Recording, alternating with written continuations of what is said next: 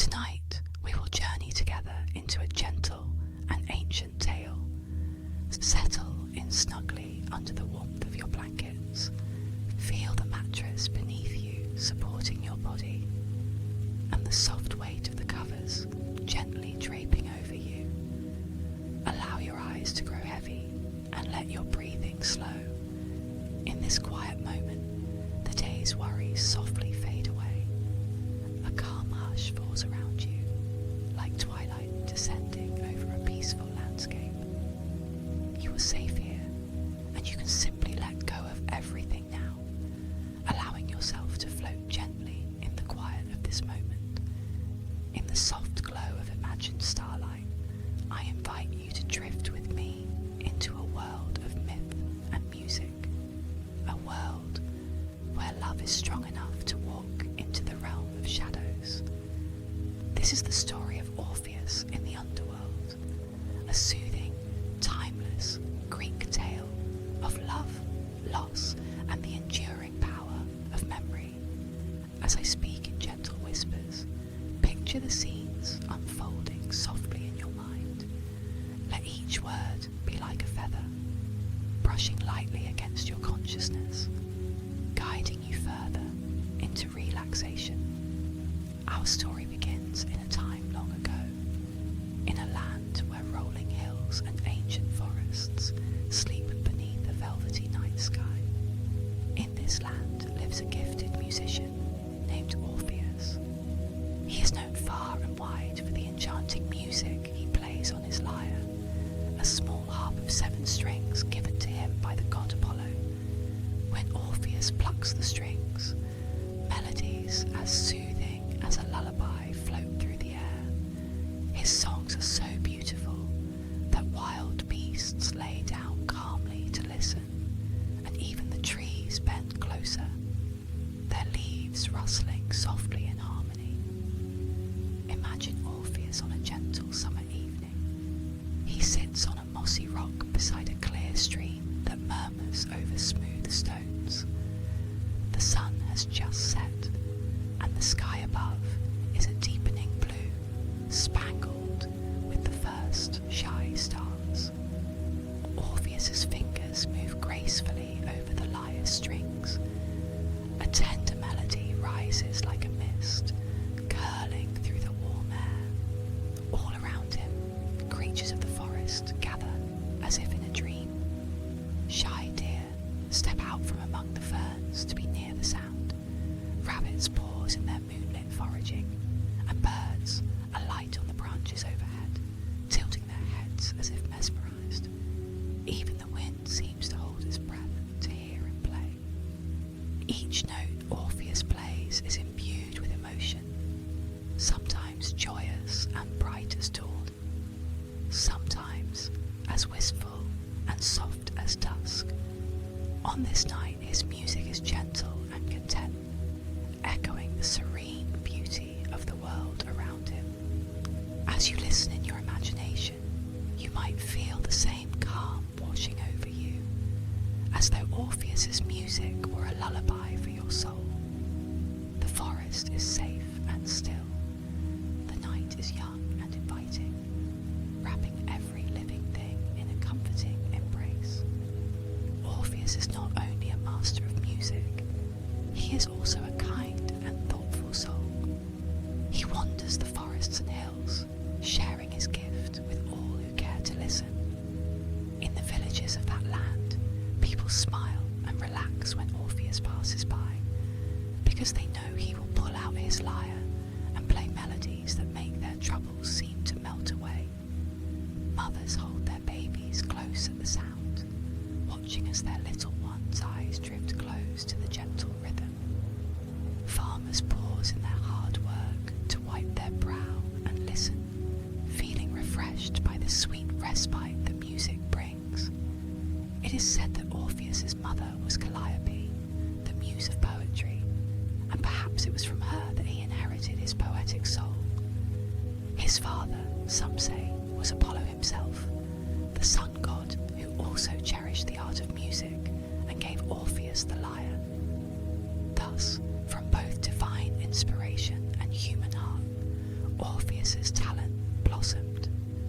He spent his youth in nature's solitude, learning how each string of the lyre could speak, how every melody could convey feelings words alone could not.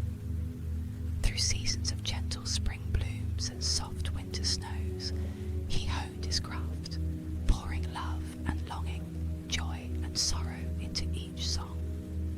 One day, Orpheus's wandering brought him to a flowering meadow at the edge of a sacred forest. The air was honey warm and filled with the scent of wildflowers and pine. Sunlight draped the meadow in a golden haze. As Orpheus often did, he sat in the grass and began to play a mellow tune, inspired by the lazy drift of clouds and the whisper of grasses swaying in the summer breeze. His music danced among the blooms, touching each petal with its tenderness. As the melody floated on the breeze, unseen eyes were drawn towards the young musician. Eurydice, a lovely nymph of the forest, had been wandering nearby with her companions, gathering flowers and laughing together under the bright sky. The gentle strains of Orpheus's lyre found her ears and gently beckoned her closer, as surely as a breeze carries the fragrance of a rose.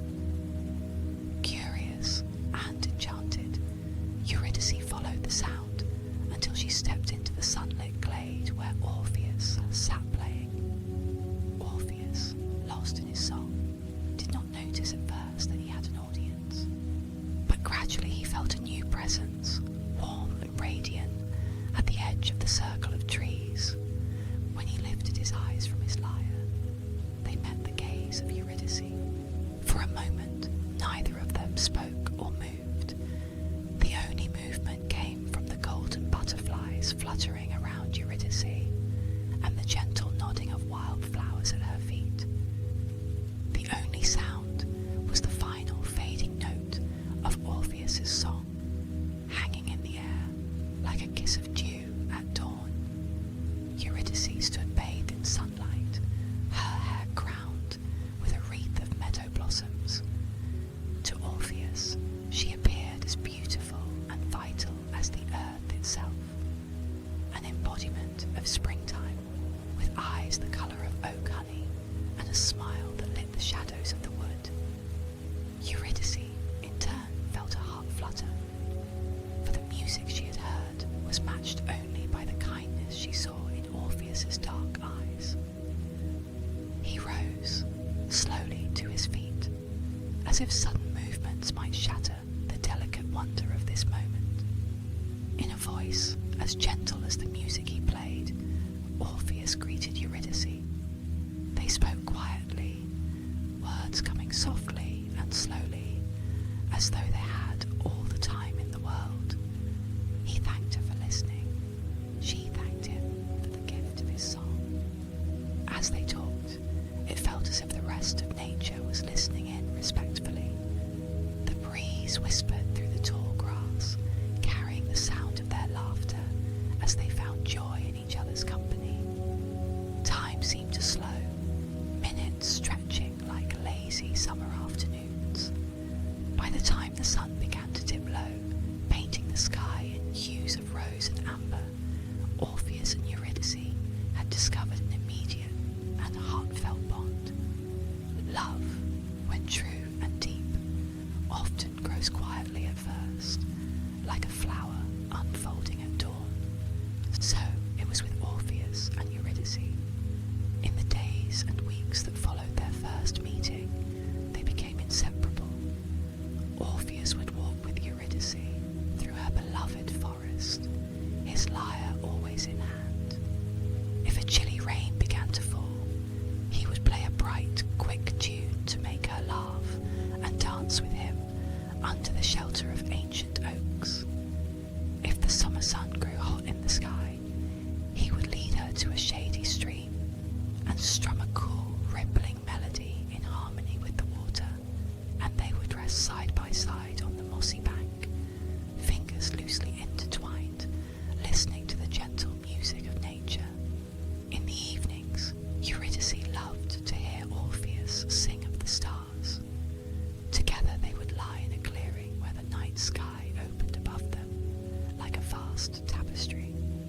As crickets chirped a soothing chorus around them, Orpheus would pluck a slow, dreamlike arpeggio on his lyre and weave a song about the constellations shining overhead. He told her how the lyre itself, the instrument he played, was placed among the stars by the gods as a constellation. In a soft voice, he pointed out its shape glittering faintly in the sky, a small harp of starlight watching over them. Eurydice would listen, her head resting on Orpheus's shoulder, as his voice blended with the night breeze. Those moments felt eternal, as if the gods had paused the turning of the world to grant them a pocket of endless peace.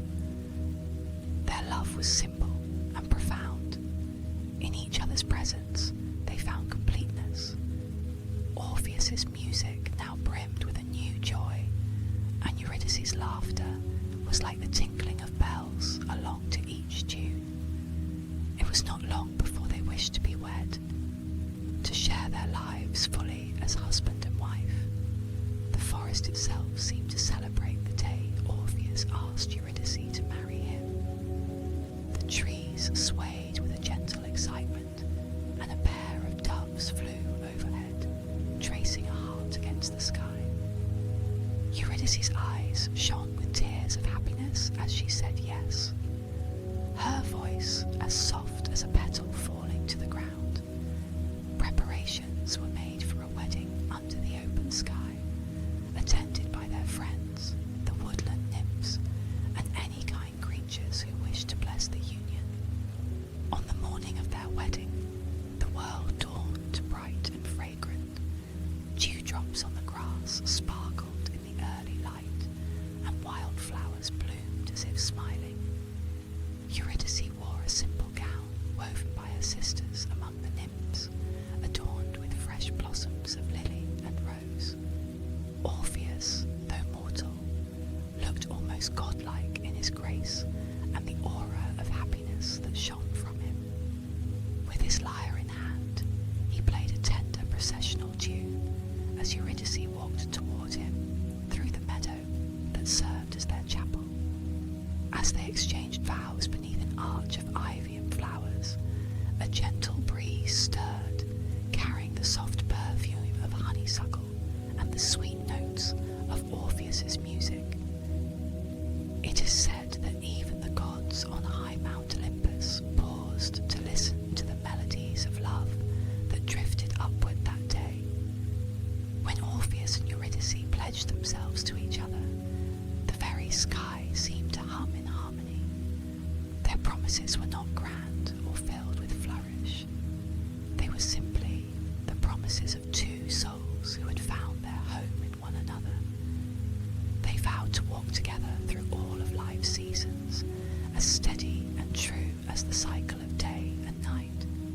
After the ceremony, the wedding celebration flowed like a gentle stream into the afternoon. There was feasting on ripe fruits, honey cakes, and cool spring water. Friends of the forest gathered around in a circle as Orpheus played joyful songs, and Eurydice danced with a grace that made the sunlight itself sparkle more brightly upon her. Laughter mingled with birdsong. Everything felt touched by a golden enchantment of bliss. In that perfect moment, it was as if nothing could ever go amiss in the world of Orpheus and Eurydice. Yet, even on the sunniest days, the threads of destiny can weave unforeseen shadows. As evening approached and the festivities gently quieted, a peculiar stillness settled in the air. The last rays of sun cast long, soft shadows across the meadow. Eurydice wandered a short way from the gathering, her heart full and her mind calm, perhaps to gather a few more flowers, or to breathe in the coolness of the coming dusk. A couple of her nymph friends accompanied her, their laughter tinkling like wind chimes in the distance. Orpheus watched her with a smile as he spoke with the guests, his lyre resting in his hands, never straying far from his beloved.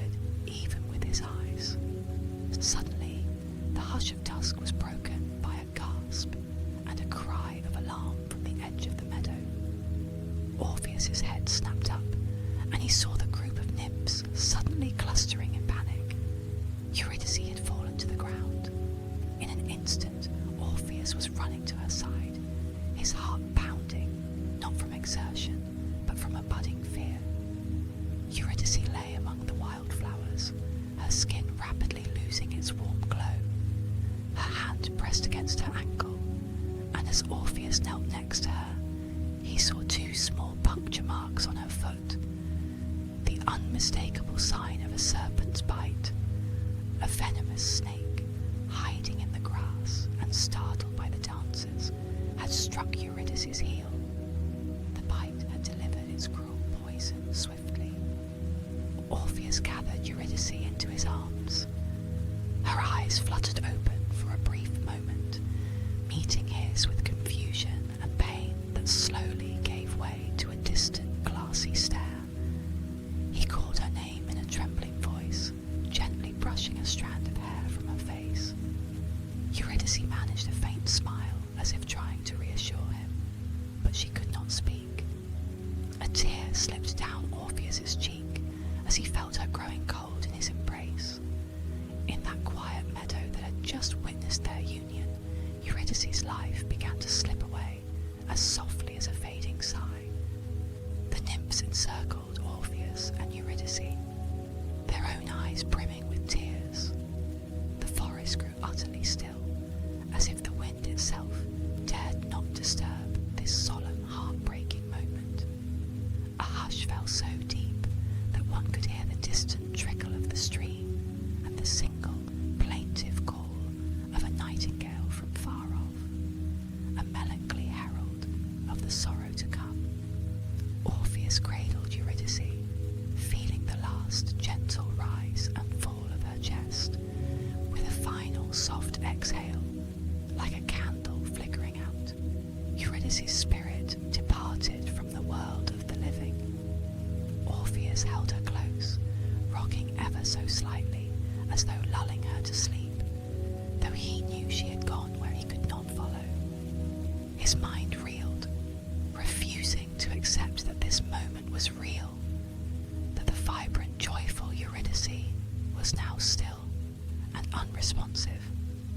As the truth sank in, a great and overwhelming grief welled up inside him, a sorrow so profound it felt like his heart was being torn from his chest. He threw back his head and let out a cry of anguish that echoed through the valley, a sound so raw and sorrowful that it was said even the gods wept to hear it. In that cry was all the love he held, suddenly transformed into pain. The very earth beneath them seemed to feel his despair. The ground was cooled by the tears of nymphs, and perhaps, as poets later said, by the tears of the heavens as well. When at last Orpheus's cry faded to a silence, broken only by quiet sobbing among the nymphs, he became aware that his lyre was still strapped across his shoulder.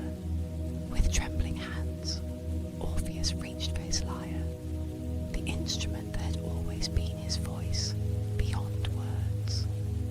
Now words failed him entirely, and only music could begin to express what he felt. He began to play a dirge, a mourning song, for his lost Eurydice. Never before had such a lament been heard in the mortal world. The melody was broken by the shaking of his hands and the heaving of his breaths, yet it was intensely beautiful in its heartbreak. Softly at first, then rising in passion, the notes of grief poured from Orpheus's soul. It was a song to crack the hardest of hearts, and to make stones themselves shed tears. As Orpheus played, night fully descended, and the silvery moon rose above, bathing the scene in gentle light. One by one, the nymphs, his dear friends and hers, joined in the lament. Some hummed quietly through their tears, others simply bowed their heads in mourning. The trees that had witnessed their joy now stood as silent witnesses to their sorrow, and as the night deepened, leaves drifted down like sympathetic tears from the branches above. The creatures of the forest gathered at a distance, as if to hold a vigil. The deer, who had rejoiced at their wedding earlier, now lowered their heads as if in prayer. Birds that usually sang by night fell silent, all except the nightingale, which continued to let its lonely song answer Orpheus's dirge. It is said that the rivers paused in their stricken with grief at Orpheus's music, if only for a moment. By the time the first light of dawn touched the edge of the sky, Orpheus's song of mourning finally came to an end. In the pale dawn, Eurydice's body was prepared with flowers and gentle care by the nymphs, as Orpheus sat exhausted and hollow-eyed, gazing at the love of his life, now cold and beyond his reach. According to ancient rites, the spirit of Eurydice had already travelled to the Underworld, the realm of Hades, guided by Hermes, the messenger who leads souls on their final journey. Orpheus knew this, and as daybreak painted the world in soft grey, a resolve began to form within him, glowing faintly like an ember in ashes. He could not accept that this was the end. His love for Eurydice was a living thing, too powerful for even death to silence in his heart. Where most mortals would abandon hope, Orpheus's grief birthed determination. He decided that he would go after her. He would journey to the Underworld itself and beg for her return. No mortal had ever done such a thing and returned to tell the tale, for the Underworld is a place that admits the living only in the guise of the dead. It was a forbidden and perilous path, but Orpheus was not afraid of any peril that lay between him and his beloved. If any power could sway the rulers of that dark realm, it would be the very power he possessed, the power of music and love intertwined. So, as the sun rose on a new and emptier day, Orpheus pressed a final kiss to Eurydice's now cool forehead and whispered a promise. He promised he would find her, that he would sing to the very gods of the Underworld if he must, to win back her life. His tears fell upon her still hands as he vowed to not give up. Gently, the nymphs and Orpheus laid Eurydice to rest upon a soft bier of branches and blossoms. They would guard her earthly remains while Orpheus ventured into realms unknown. It was thus that Orpheus set out on his journey. He left behind the bright meadows and green woods of the world above, and travelled toward the rocky, mist-shrouded hills that marked the entrance to the Underworld. In those days, it was believed that certain caves and fissures in the earth were portals to Hades' realm. One such entrance lay at the southernmost tip of the land, beyond barren fields and cypress groves, trees associated with mourning and the departed.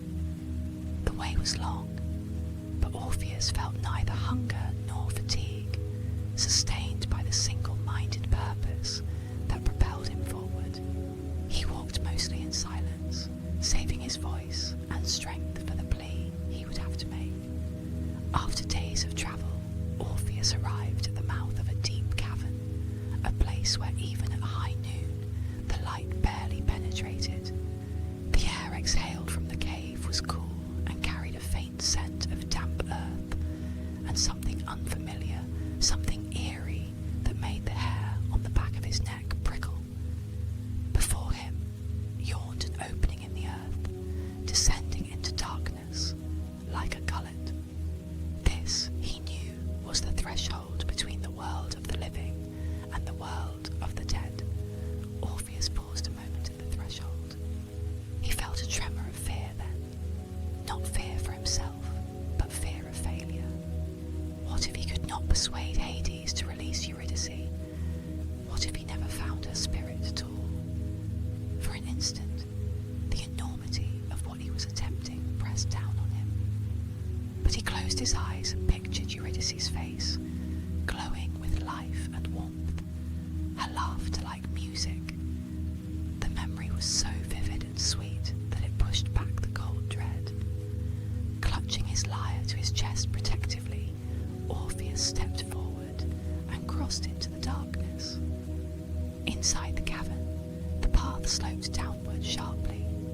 With one hand feeling the rough stone wall and the other Holding fast to his lyre, Orpheus navigated by intuition and the faint glow of luminescent fungi that spotted the walls like pale stars in an underground sky. The world grew quiet, except for the drip of water from stalactites and the soft echo of Orpheus's footsteps. It was as though even sound had difficulty surviving here. The air was still, heavy with ancient silence. As Orpheus ventured deeper, the last hints of earthly light faded, and he found himself in a vast subterranean realm where a dim, ambient twilight prevailed.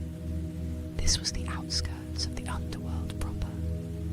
The space opened up beyond the narrow cave into a cavernous expanse. In the distance, he heard the muffled roar of an underground river. The river Styx, whose dark waters encircle the land of the dead. Shades, the insubstantial spirits of those who had passed on, drifted in the gloom like mist. They paid Orpheus no mind at first, for a living being here was nearly beyond their comprehension. They moved with slow, aimless purpose, many drawn towards the river. Orpheus lowered his gaze respectfully as he walked among them. In the half-light, these spirits were pale and grey, their forms fluttering like shadows of former selves. Some seemed serene, others carried the weight of sadness or confusion, but all were silent. Soon Orpheus reached the banks of the Styx. The river's waters were black and sluggish, moving with an almost oily sheen. This river marked a point of no return for souls. Once across, the living world was forever behind them. A creaking sound broke the silence, the sound of a wooden boat bobbing against the current. At the river's edge, a gaunt figure stood holding a long pole. Charon, the ferryman of Hades, had sensed a presence and come to ferry the next soul across. He was an old man, cloaked in tattered robes, eyes hollow, his face lined by countless ages of carrying the dead on their final journey. Charon looked in puzzlement at Orpheus, for rarely did a living man come to this shore. In this dusky twilight, Orpheus's skin still held a living warmth, a subtle glow compared to the pallor of the shades. Wordlessly, Charon held out a skeletal hand, expecting the coin that the dead bring for passage. Of course, Orpheus had no funeral coin to offer, having not died. When Orpheus did not produce an obelisk, Charon's brows furrowed, and he began to shake his head, a silent refusal. But Orpheus anticipated this. He did not have coins, but he had his lyre and his voice. Gently, he settled himself at the riverbank. With Charon watching warily, Orpheus began to play. A delicate melody trickled forth, quiet yet clear in the still air. It was a sound that had rarely, if ever, been heard on those forlorn shores. Charon paused, leaning slightly forward as the notes reached him. Orpheus then sang softly, his words an imploration woven in music. He sang of journeys and crossings, of longing and love so great that it transcended even death. He sang of the dawn and the dusk, two worlds that meet at twilight just as the living and the dead meet at this threshold. His voice carried over the dark water, and incredibly, the shadows along the banks began to draw closer. The pale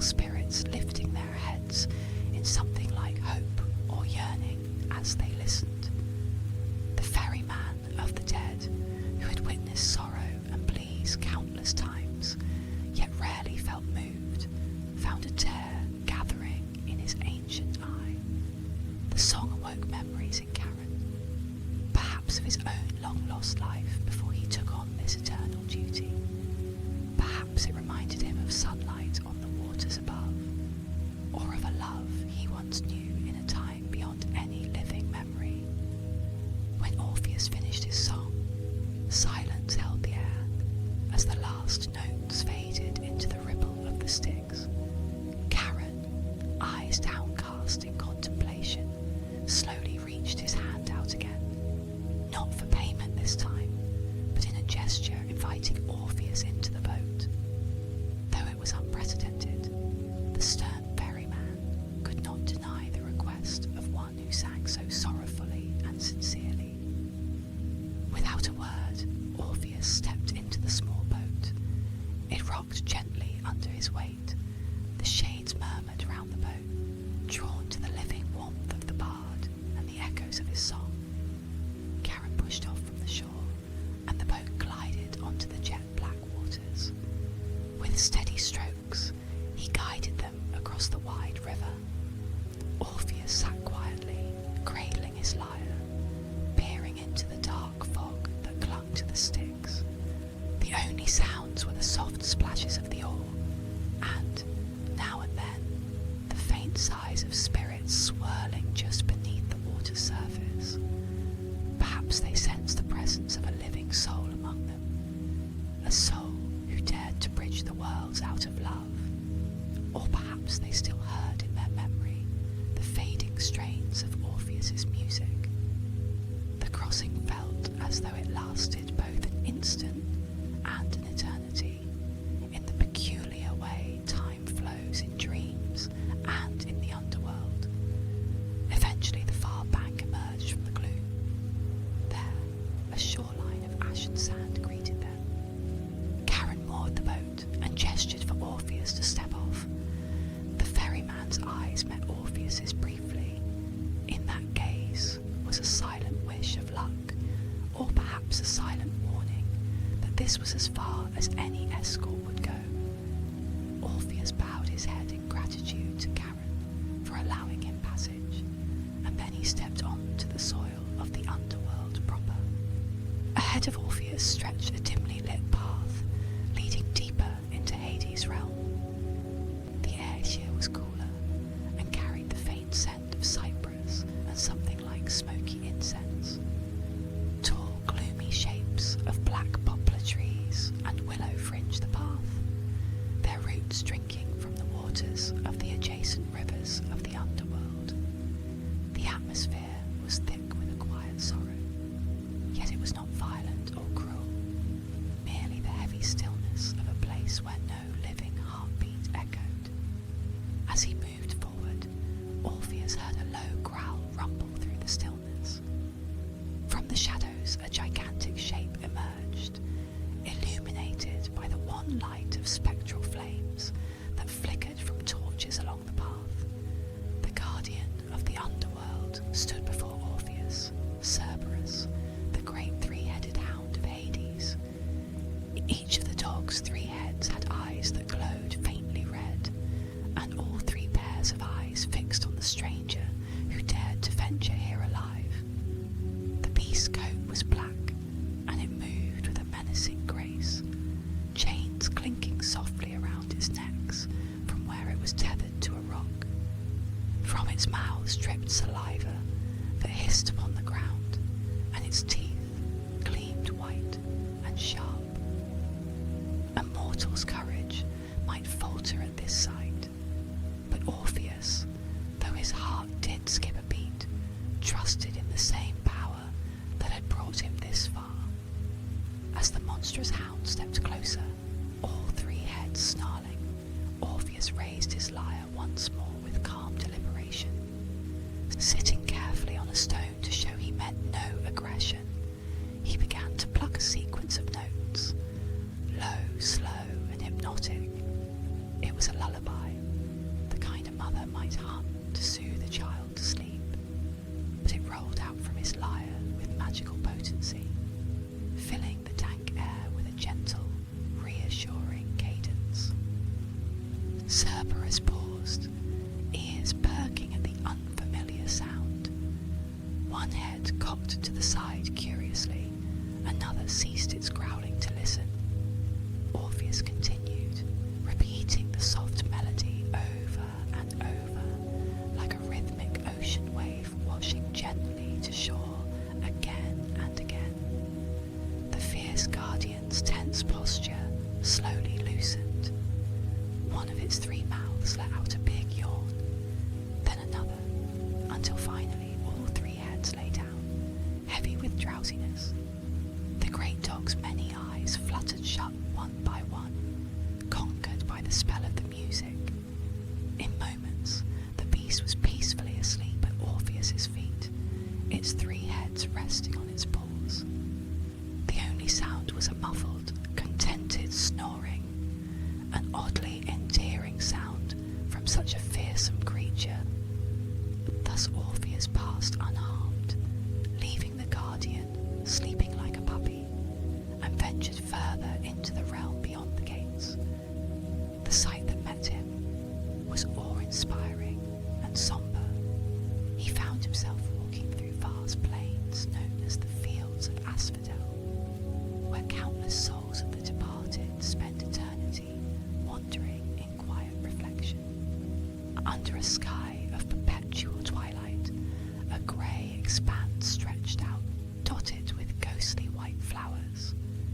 The air was filled with a faint glow, neither day nor night, and the ground was soft underfoot, like the dust of ancient bones mixed with the essence of memories.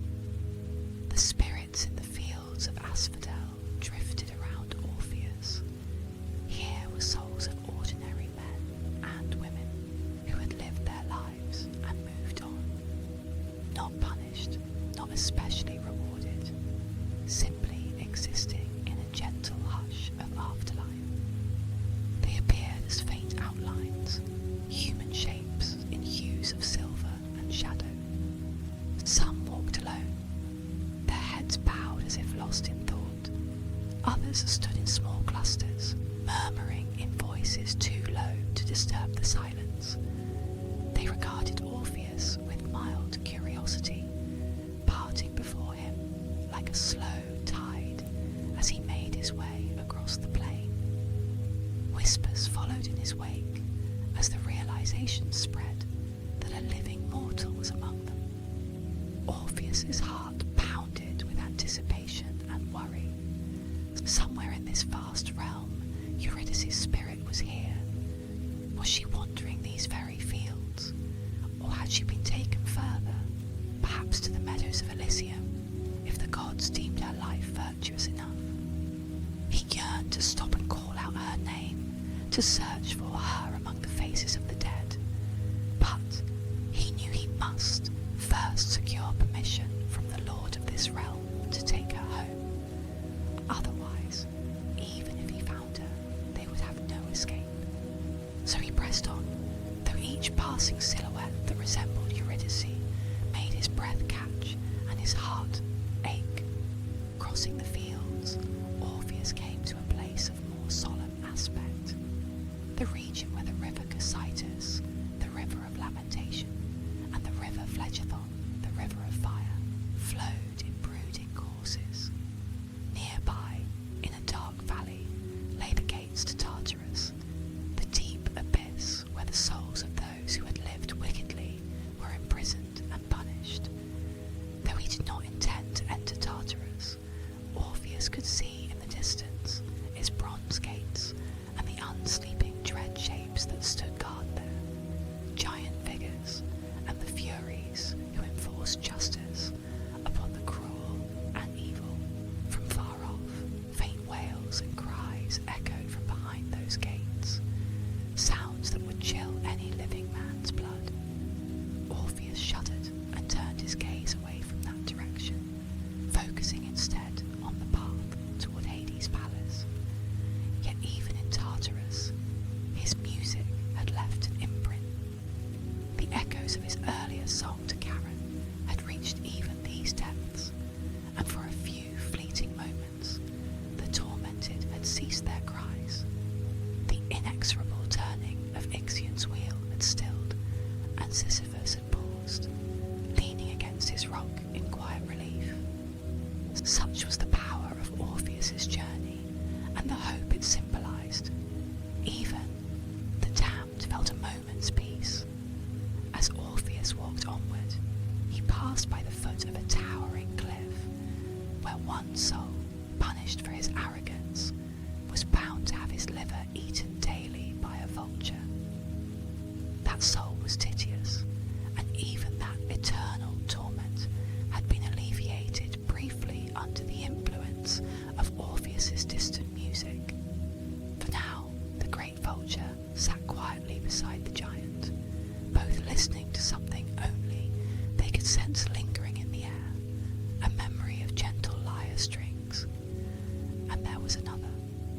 once proud king named Tantalus, doomed to stand in a pool of water beneath a fruit tree, forever hungry and thirsty because the water and fruit always receded from his grasp. As Orpheus had begun to play at the river, Tantalus had, for a blissful moment, found the water reach his lips and the fruit brush his fingertips before his punishment resumed. Now, once more, as Orpheus neared, Tantalus felt not thirst, but an echo of that brief comfort. In this way, Orpheus unknowingly brought mercy in his wake. The path led him next to the base of a broad hill. Atop this hill, nestled in a vale encircled by cypress trees, stood the palace of Hades and Persephone, the king and queen of the underworld. The palace was not made of gold or marble, as bright Olympus was, but of onyx, obsidian, and basalt. It was beautiful in a severe way, with tall columns that loomed out of the dimness and walls carved with ancient scenes of the fates of souls. Pale flames flickered in braziers, casting dancing reflections along the black polished floors leading to the throne room. Orpheus ascended the hill, each step measured and echoing slightly in the silence. At the gates of the palace, ghostly guards in armour acknowledged him with silent nods. They too had been calmed by the strains of his music echoing through the underworld's air. No living mortal should have been able to walk these halls freely, but Orpheus, guided by love and guarded by the enchantment of his art, passed through the palace doors, unchallenged. Inside, the throne room opened before him, vast and dim. Torches of ghostly green fire lined the walls, their light reflecting off the black stone pillars. At the far end, on a raised dais, sat two thrones, one of ebony and one of pale gold. Upon the ebony throne, Hades, lord of the underworld, brooded with a distant gaze. His dark hair and beard framed a face that was stern and handsome in a grave way, as still as a carved statue. He wore robes of deepest charcoal grey, and a simple crown of iron rested upon his head. By his side on the other throne sat Persephone, queen of the underworld and daughter of Demeter. Her beauty was like that of a delicate flower that blooms in the shadow, serene, tinged with an underlying sadness, but graceful and composed. She wore a gown the colour of midnight, and a veil of stars seemed to float around her. At the foot of the thrones stood an assortment of court attendants. There was Minos, one of the judges of the dead, and beside him the other judges, Rhadamanthus and Aeacus, all once mortal kings, now serving Hades by passing judgment on souls. Near them hovered a few of the Furies, crones with dark wings and serpentine hair, their eyes still moist from the unexpected tears Orpheus's distant lament had drawn from them. Closer to the doors, silently watching, were a multitude of shadows, petitioners, souls with pleas, and minor spirits of the underworld court. When Orpheus entered, a hush deeper than usual fell.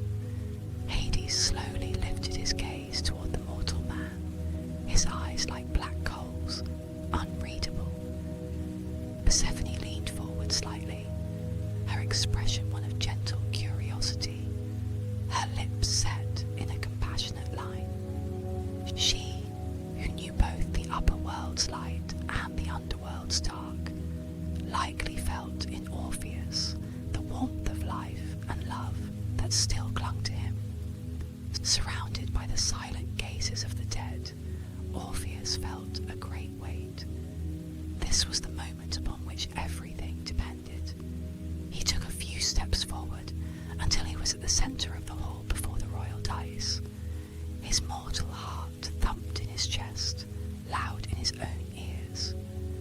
But he bowed deeply to Hades and Persephone, as one would to any sovereign, and then he knelt upon one knee, bowing his head, not out of mere protocol, but out of sincere supplication. For a moment he said nothing. How to begin to ask for the impossible? He could feel Hades' piercing gaze on him, heavy as stone. Gathering himself, Orpheus raised his lyre. His voice alone might falter, so he sought the aid of music to carry his plea. With a deep breath, he touched the strings and began to play a melody that resonated in that vast chamber like the very pulse of a heart laid bare. The hall, so used to quiet murmurs and the shuffling of feet, was now filled with Orpheus's music. It started as a simple sequence of chords, steady and mournful, like footsteps tracing a path through sorrow.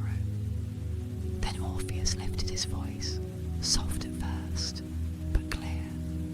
He sang of the living world above, of the golden sunlight and the star-strewn nights, of the gentle breeze that caresses the hills and the laughter of water in running streams.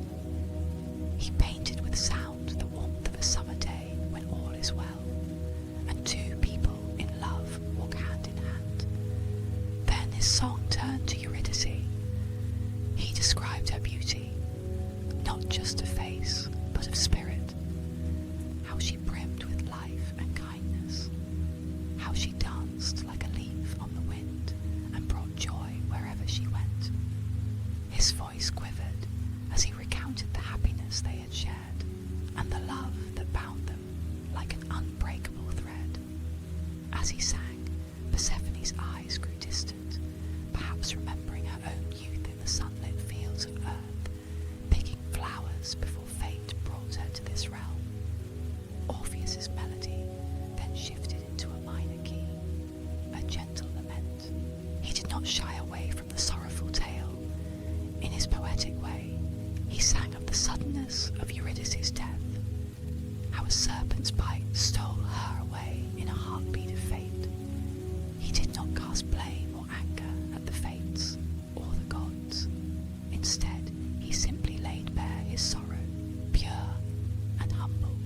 He admitted that Eurydice now belonged to the underworld, as all mortals do eventually, but implored that her time had come too soon, that she was taken before her life's song had fully been sung. His words wove through the air with the lyre's harmonies, each note falling like a tear. Orpheus sang of his loneliness without her, of the emptiness that greeted him with each sunrise she could no longer share. He sang of the sleepless nights, the bed left cold, the dreams where her laughter echoed only for him to wake and find her gone. The raw emotion in his voice was so honest that many of the shades gathered couldn't help but remember their own loves, their own lost joys. A soft collective sigh passed through the assembly of spirits. At last, Orpheus reached the heart of his plea. His melody swelled with hope and desperation entwined. He asked Hades and Persephone for a boon, like none other, to allow Eurydice to return with him to the land of the living. He acknowledged that this was against the natural order, and that all who die belong in Hades' realm eventually. But love, he argued in his song, is a law unto itself, a force of nature as real as the wind or tide. And just as the tide might roll back for a moment, granting a reprieve before inevitably returning, he begged them to let Eurydice's spirit be given back to life for a short span, to grant her the years she had not been allowed. He promised that in time, when fate next called her, he would not fight it. They would both one day return to this realm when old age took them, and would then remain forever. Orpheus even sang that if the request was denied, he could not imagine returning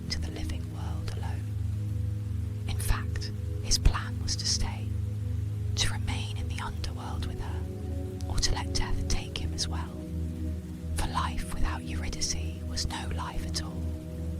In this way, either way, Hades would have two souls in the end, but if granted mercy, the world above would know for a while longer the songs of Orpheus praising the gods for their compassion, and Eurydice's second chance would stand as a testament to Hades and Persephone's grace.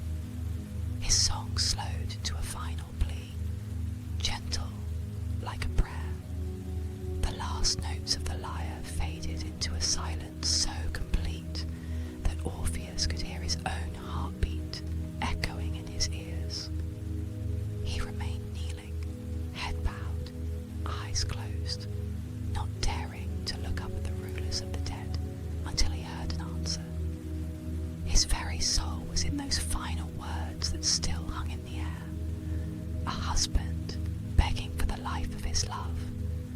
For a few moments, no one spoke or moved. Then a sound broke the stillness, the quiet sound of weeping.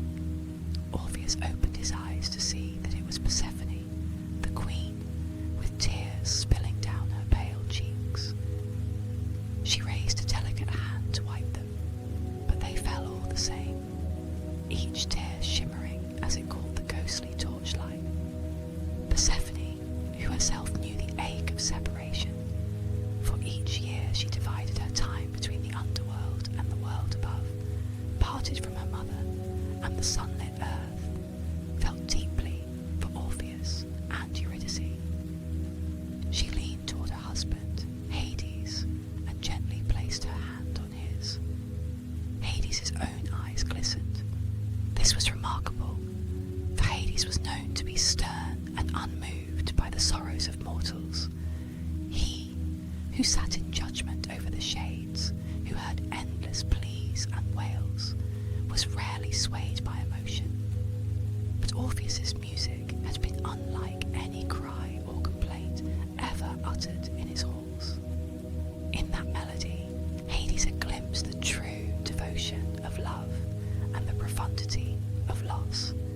He also realized that in Orpheus's willingness to sacrifice his own life or stay in the underworld forever if Eurydice was not returned, this mortal's love was perhaps as unyielding and eternal as the underworld itself.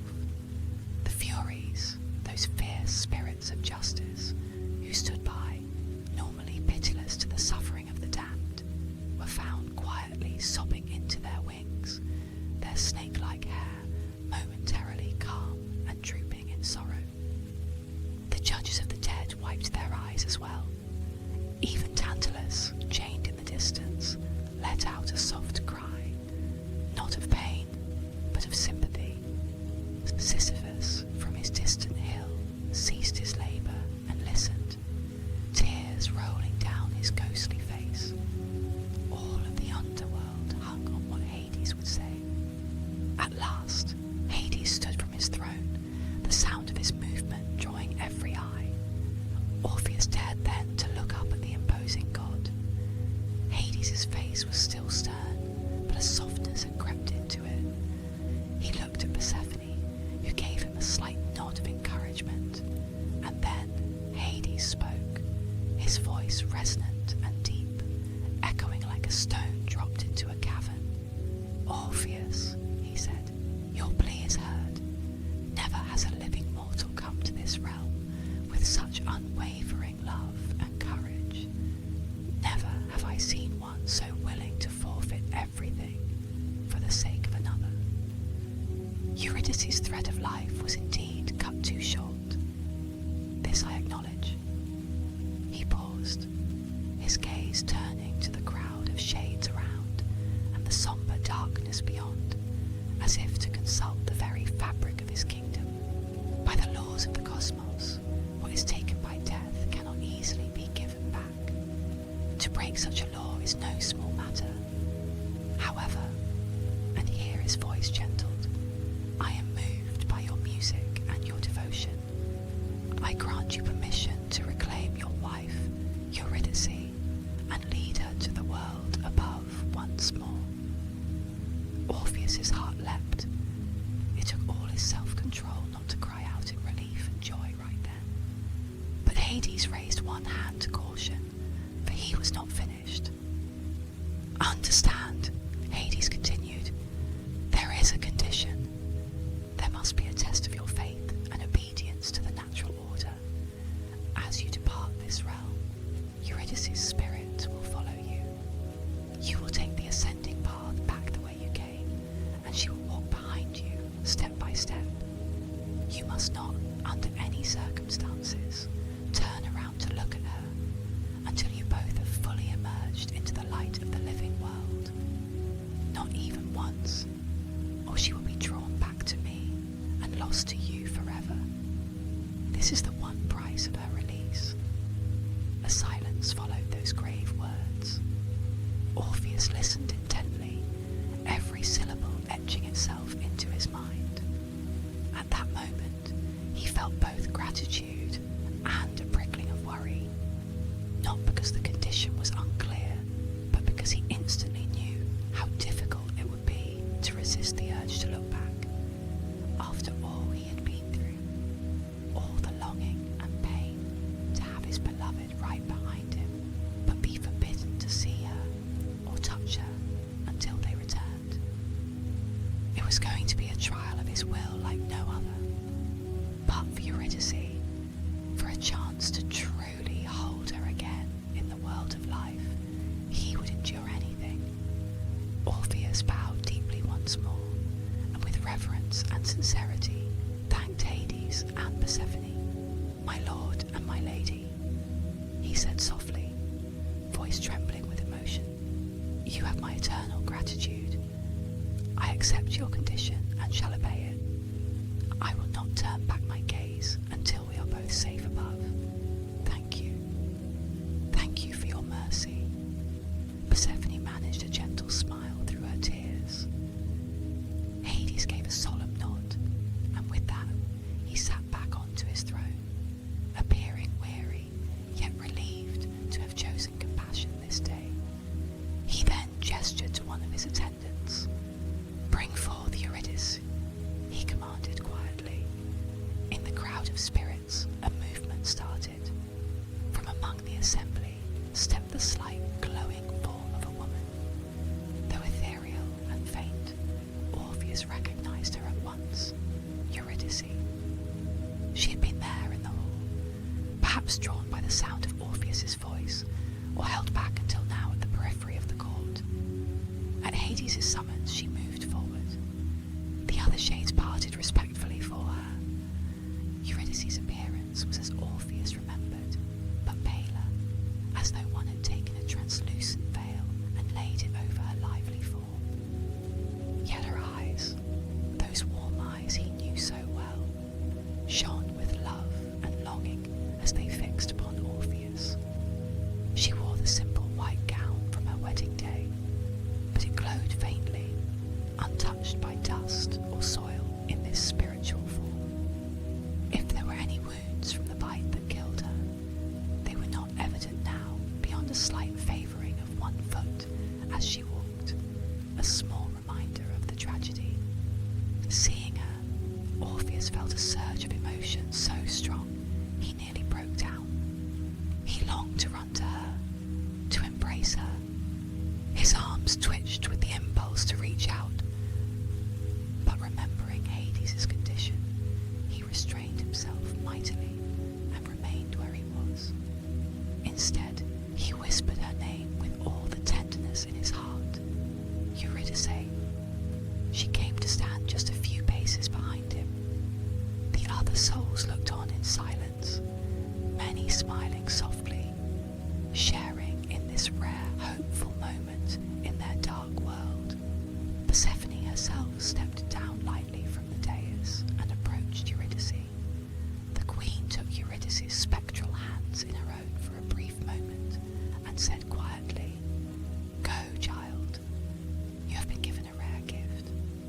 May you both find happiness." And with a gentle squeeze of Eurydice's hands, she released them and stepped back. Orpheus nodded respectfully to the queen in thanks, and then turned his face forward toward the great doors of the hall. He knew from this moment onward, until they reached the surface,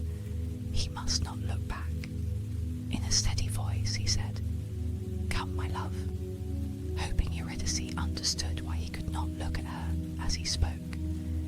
His heart ached, for all he wanted was to feast his eyes on her face after such an ordeal, to confirm she was really there. But he steeled himself.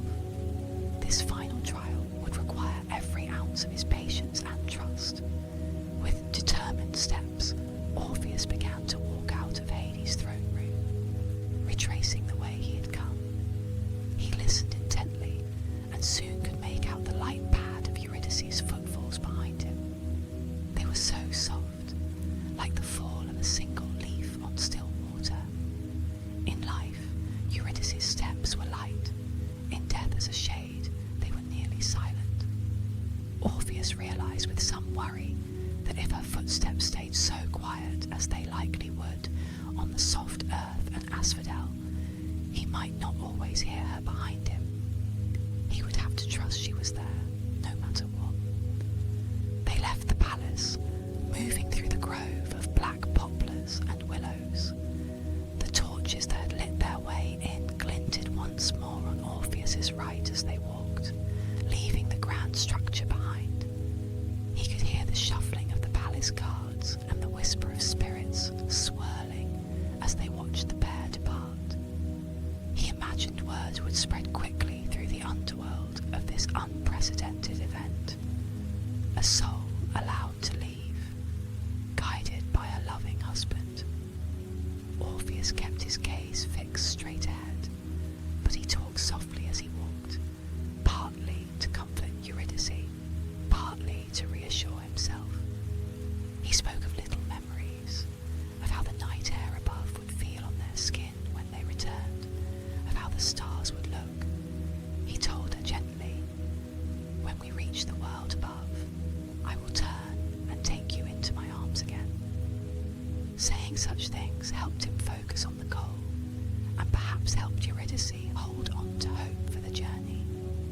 She did not answer, which pained him slightly, but he knew the shades of the dead often could not speak until fully returned to life, or perhaps she was simply conserving her strength. Perhaps she smiled as she heard his voice. He liked to think so. They passed the site of Tartarus's distant gates again.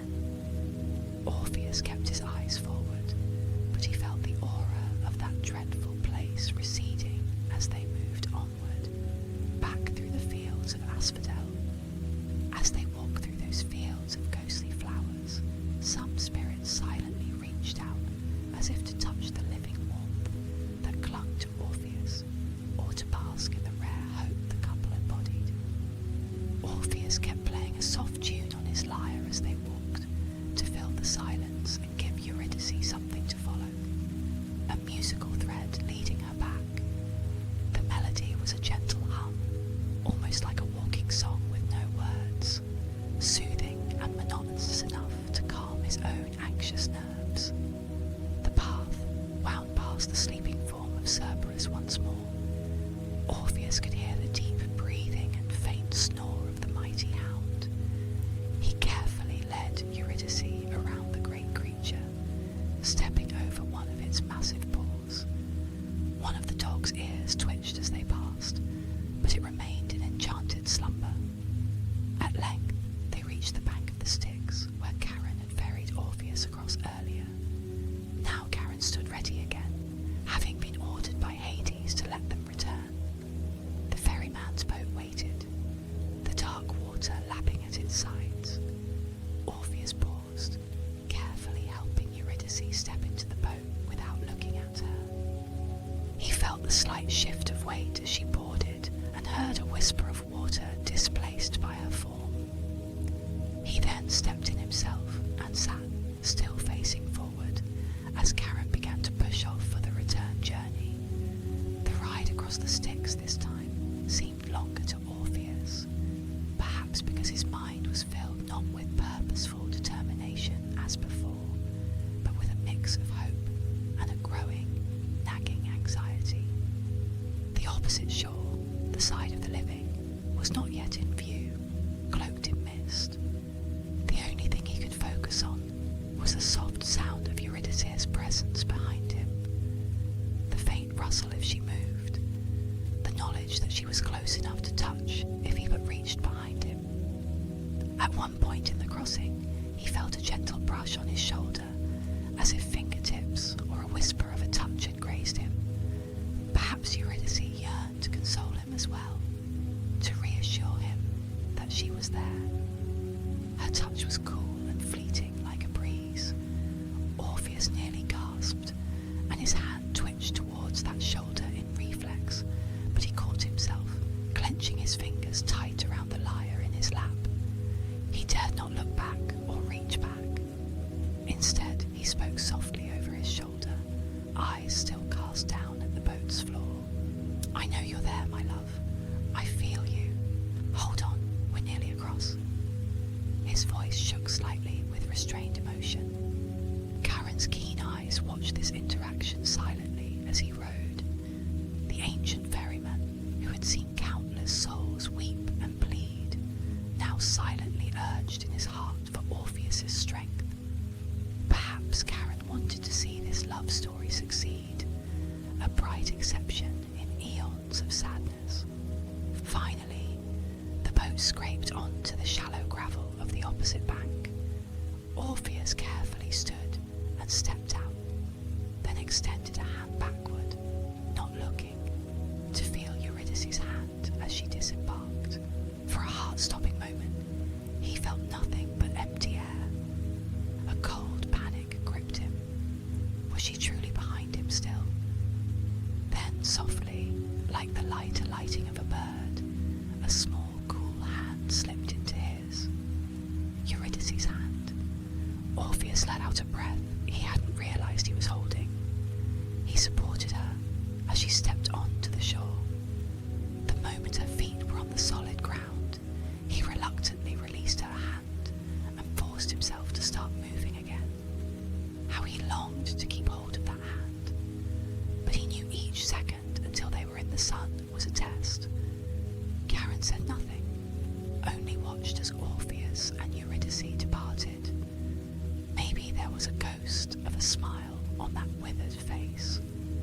The mist closed behind them, and they were off the banks of the Styx, ascending now the sloping tunnels towards the upper world. This was the final stretch, the tunnel that led out of the Underworld's depths, the same path Orpheus had taken to come down. It was a winding passage of stone, at first wide and then narrowing to more constrained cave corridors. The incline was steady upward. In the distant blackness ahead, Orpheus could not yet see daylight. It might still be far. The air was heavy, and each footstep echoed. Orpheus felt the cool dampness of the cavern air on his skin. He listened constantly for Eurydice behind him. At times, the only sound was his own breathing, which he tried to keep calm, and the faint drip of water from the ceiling. He would pause occasionally, and in those pauses, he thought he could hear the light shuffle of her steps, or a soft sigh. But as they climbed further, his mind started to play tricks on him. In the oppressive darkness, one's own heartbeat can sound like an approaching footfall. A sliver of doubt crept in. What if Hades had deceived him? Could it be a cruel test, and maybe Eurydice wasn't truly behind him? Perhaps it was a phantom, or an illusion trailing him. What if some demon or shade had replaced her? Or what if she had strayed or gotten lost in the darkness?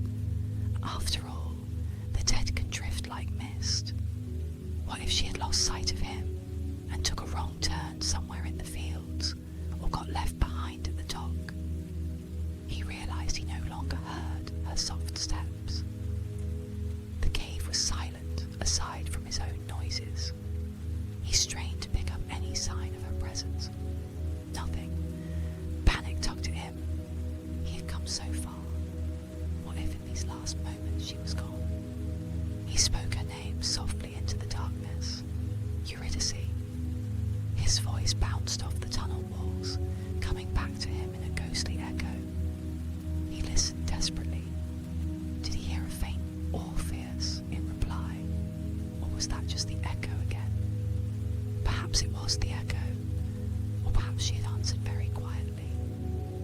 uncertainty gnawed at him. He realised that the farther they went, the more tenuous and ghostly Eurydice's connection might be, until sunlight fully restored her. His pace quickened unconsciously from anxiety, and then he worried he might be leaving her behind, so he forced himself to slow again. He could feel his willpower fraying like an old rope, each tenuous strand threatening to snap. The tunnel stretched on seemingly without end. At one bend, the darkness felt absolute. Orpheus's mind filled with images of emptiness. Maybe she was no longer there at all. Yet even in his doubt, a part of him felt the bond between them, intangible but present. Love had guided him this far. Love would not abandon him now. He kept whispering assurances to himself. She's there. She's there. Trust in the gift you've been given. Trust in her. Perhaps Eurydice herself could see him ahead and silently urged him on with all the energy her spirit could muster. Then, as they continued, a miracle slowly occurred. The pitch black ahead took on a lighter hue, an ashy grey replacing the void. A distant hint of light began to filter through the passage. They were nearing the exit at last. Orpheus's heart soared. He recognised where they were. This must be close to the cave opening, where he had first stepped from daylight into darkness. Perhaps just a few more bends or slopes. The dim glow grew, resolving into the unmistakable colour of natural light. Not bright, but the gentle illumination of an overcast sky, or a sun just rising. It cast the rough walls in mild relief. Orpheus could now see his own hand in front of him, and the outlines of rocks. He kept walking, now almost trembling with anticipation. The fresh scent of the world above wafted down to them. The smell of earth and green things. The perfume of life that does not exist in Hades. Orpheus realised he was holding his breath, and so exhaled and inhaled deeply, savouring that aroma. Oh, how Eurydice must be longing to fully breathe that air again as well. The thought made his excitement surge. A cool breeze flowed into the tunnel, caressing his face. It carried also the distant singing of morning birds. Morning. It must have been night when he left, and now morning was coming. How fitting that Eurydice would return with the dawn. His stride lengthened, but he reminded himself, not yet, not yet. They must both emerge completely. The cave entrance, fringed with creeping vines, was now visible ahead, a brightening oval of grey-blue light. Perhaps it was just a dozen more steps away. His mind raced. The very moment they both crossed that threshold, he can finally turn and clasp her. He yearned for it so deeply that it almost made him dizzy. Just a few more steps. The daylight grew stronger with every pace. He could make out individual leaves on the vine at the cave's mouth. He could see a pale morning sky beyond, streaked with the pink of sunrise. Orpheus stepped over a fallen stone. He was now within a few strides of the exit. He could actually feel a faint warmth. The sun was peeking over the horizon, sending gentle rays. In that instant, he heard behind him a stumble and a faint cry. Eurydice's voice, soft but clearly in pain or alarm. Perhaps her foot had caught on that same stone or the slope. The sound was unmistakably hers, and it held a note of distress. Without thought, out of pure reflex and love, Orpheus began to turn. He had promised himself he would not until they were fully out. But they were so close. It sounded like she had fallen, or needed him. He could not stop himself. He thought she might be hurt, or that something was pulling her back right at the exit.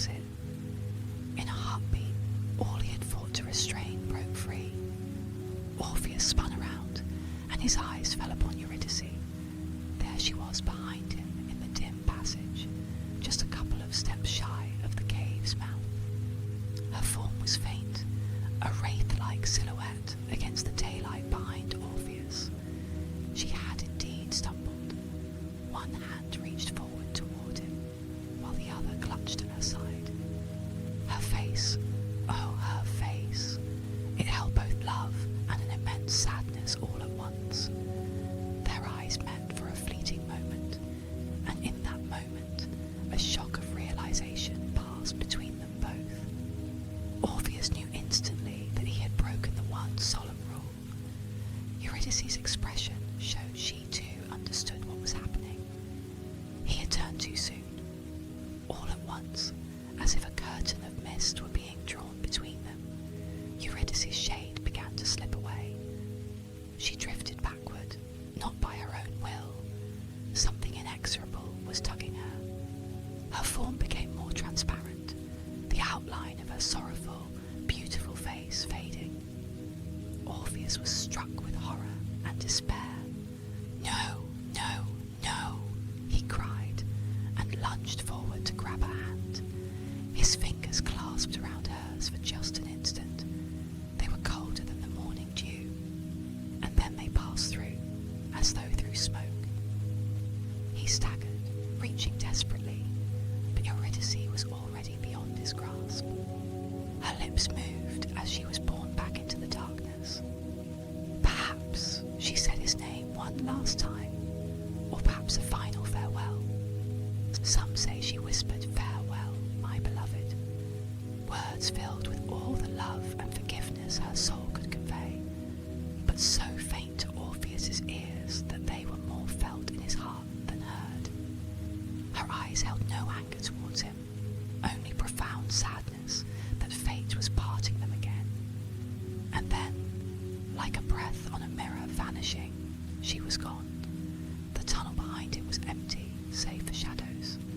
Eurydice had been pulled back into the underworld, reclaimed by Hades' realm, because Orpheus could not keep himself from looking. For a heartbeat, Orpheus stood in stunned silence, his arms still outstretched into the space where she had been. His mind refused to believe what he had just witnessed. They had been so close, mere steps from success. A guttural, anguished cry welled up from his chest, the very sound of a heart splintering in two. "Eurydice!" he shouted, voice echoing wildly down the passage. There was no reply, only the fading echo of her name. Desperate, Orpheus turned on his heel and ran back down the slope into the darkness, calling her name over and over. He stumbled blindly, not caring for his own safety now, deeper into the cave. Soon, he was enveloped in darkness again, but he pressed on until he reached the edge of the sticks once more, by some instinct, or perhaps drawn by the faint glow of that mournful river. There he begged Karen to let him cross again. He implored the ferryman, tears streaming down his face. "Please, one more time, just once more. I beg you, take me to her again." But this time, Karen's face was hard with sorrowful refusal. The laws of the underworld are not to be played with twice. Orpheus had been granted a unique chance. It could not be given again. Karen slowly shook his head, retreating with his boat into the mist, leaving Orpheus on the shore in darkness. Orpheus even attempted to wade into the river in his frenzy, thinking maybe to swim, or simply to drown and become a shade himself. But the living cannot cross the Styx without the ferryman. As Orpheus tried, the waters themselves seemed to rise in restless waves, pushing him back to the bank. Exhausted, drenched, and defeated, he eventually collapsed on the side of that river, racked with sobs that echoed in the emptiness. How long he lay there, weeping in the darkness, Orpheus did not know. Time in that place lost meaning, but eventually something broke through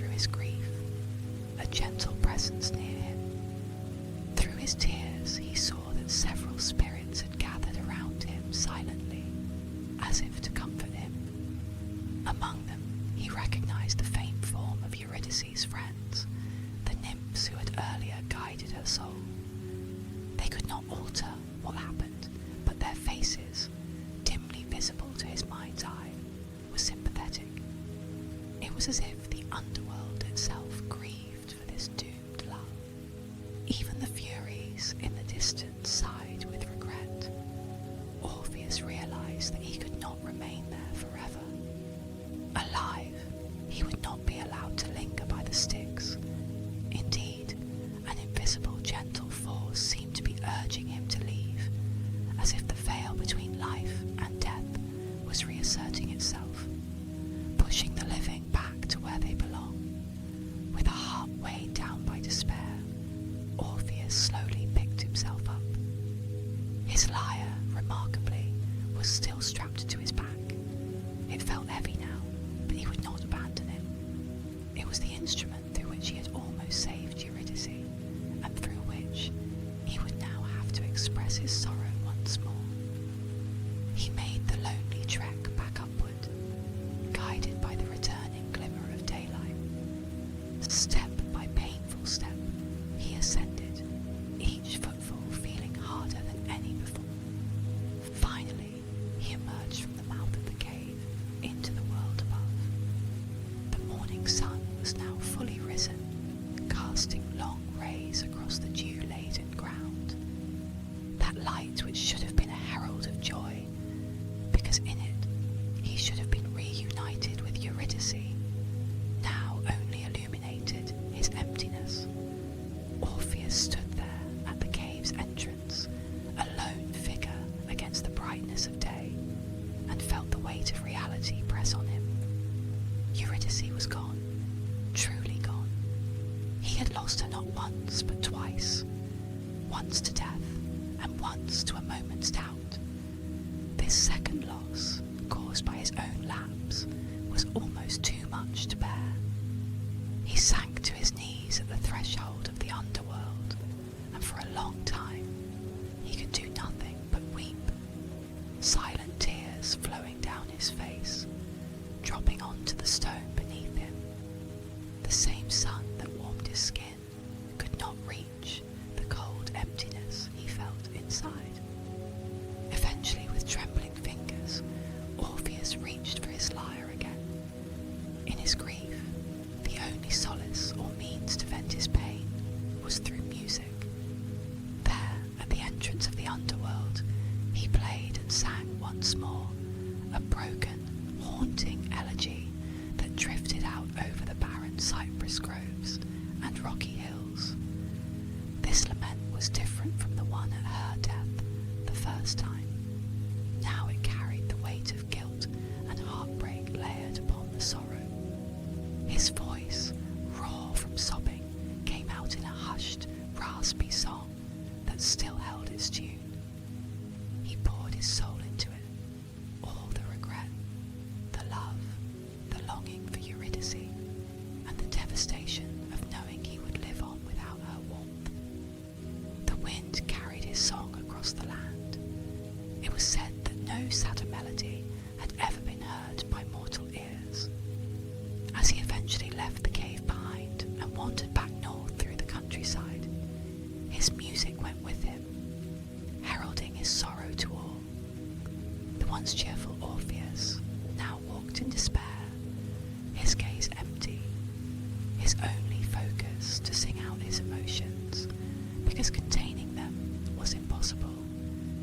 He avoided the company of people and gods alike.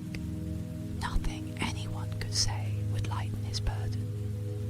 Through lonely valleys and over hills he roamed, strumming his lyre.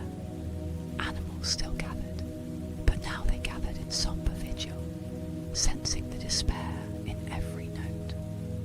Birds flew low and quiet overhead, as if escorting him in mourning. Streams seemed to slow their babbling to a respectful hush as he passed. The very trees, which once danced to his joyful tunes, now stood still, leaves drooping as if in sorrow. As the initial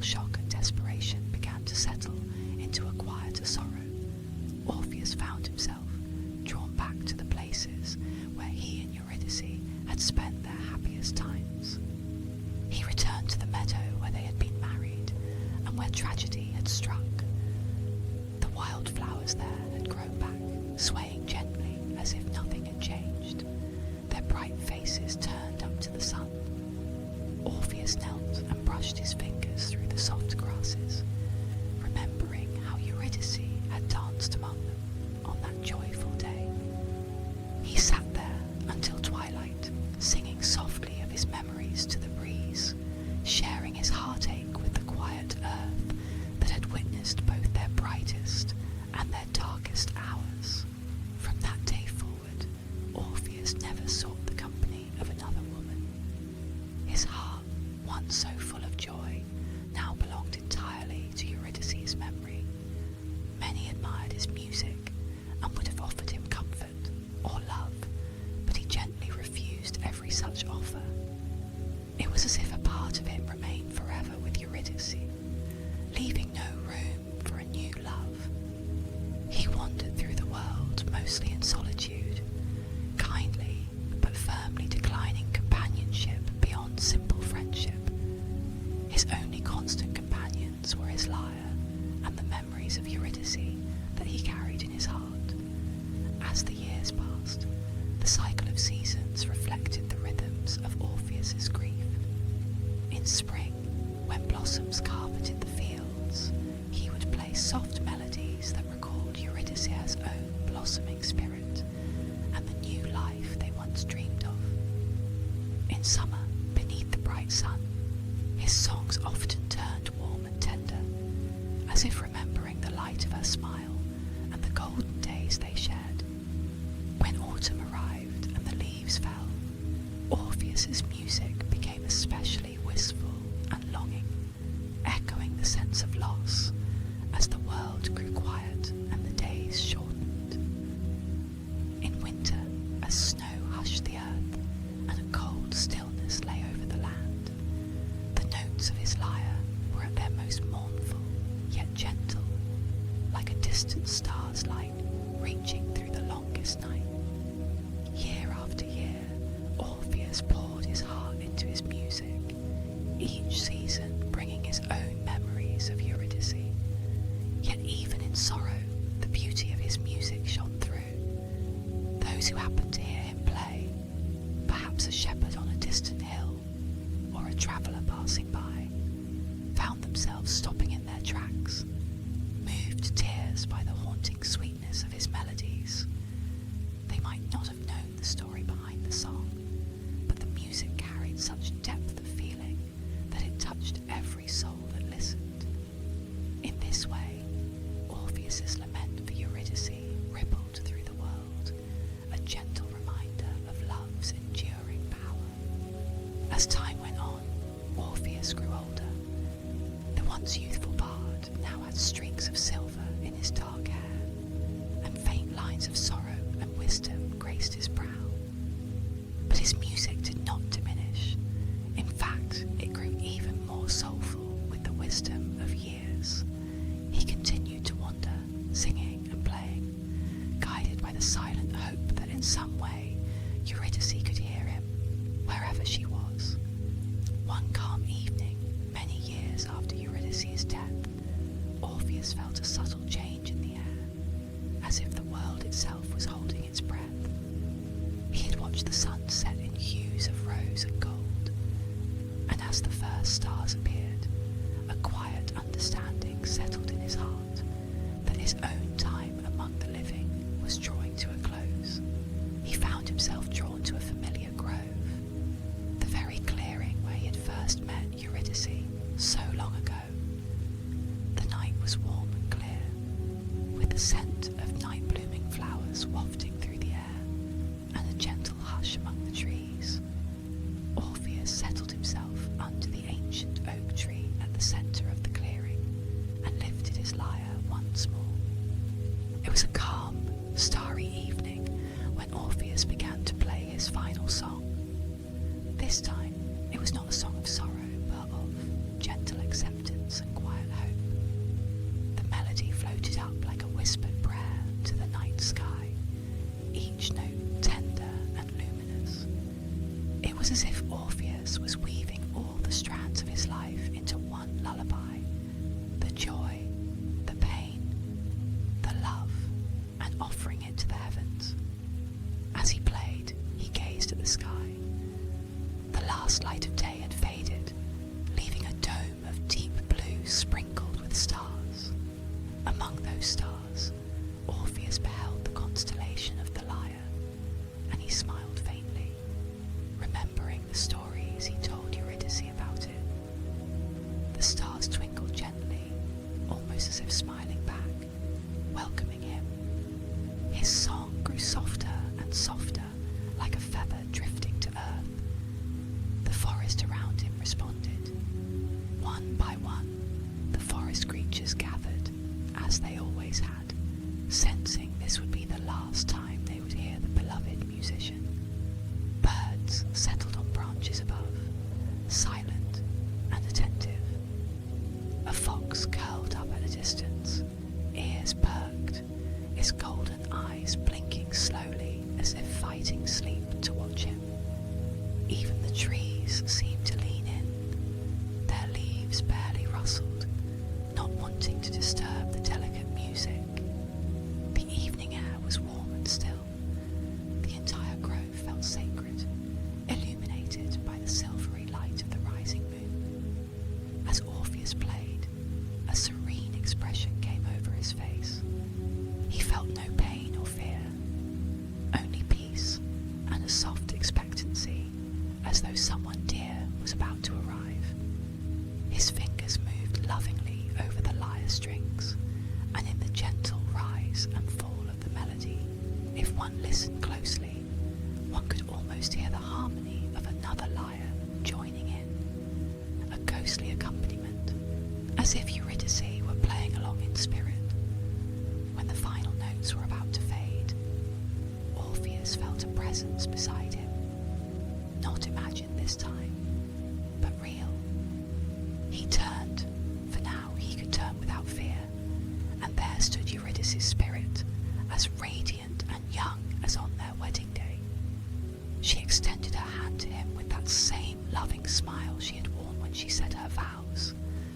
Tears of joy glistened in Orpheus's eyes. He set down his lyre softly on the grass, and without any pain or weariness, he stood and took her hand. In that moment, Orpheus's soul gently slipped from his aged body, which remained seated against the oak, eyes closed as if in restful sleep. Hand in hand, the spirits of Orpheus and Eurydice embraced under the moonlight. For an instant, the grove was illuminated by a faint glow, perhaps the glow of their reunion.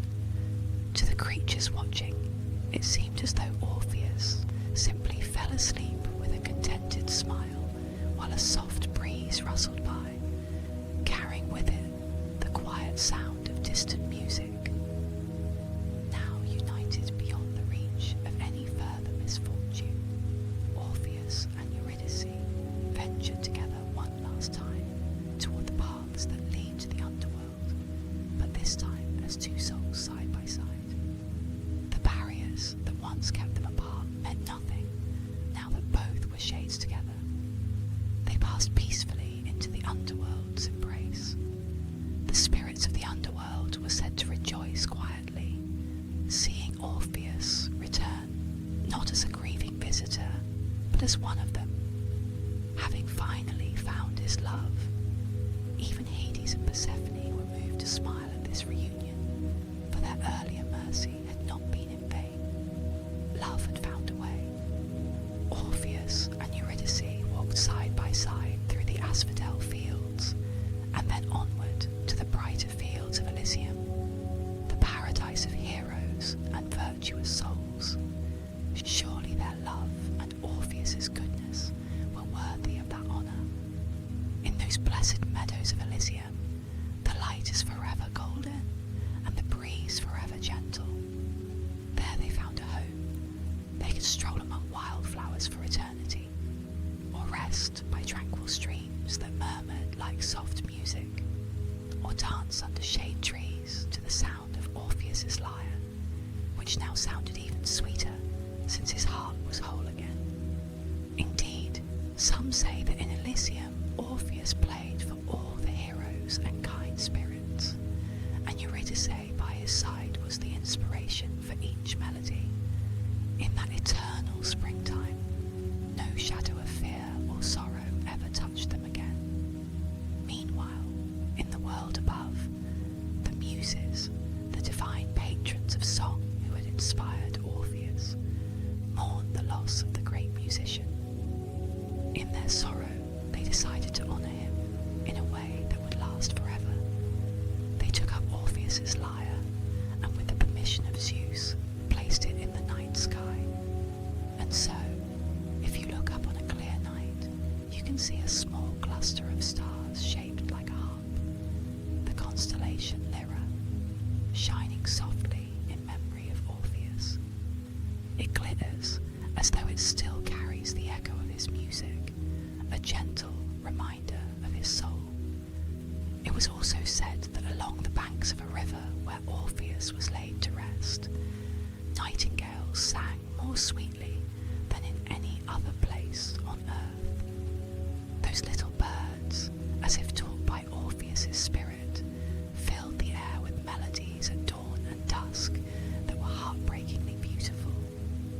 The place where Orpheus slept became a quiet sanctuary of sound, where the wind whispered through the trees, and every bird song seemed to mourn and celebrate the bard who had loved so deeply.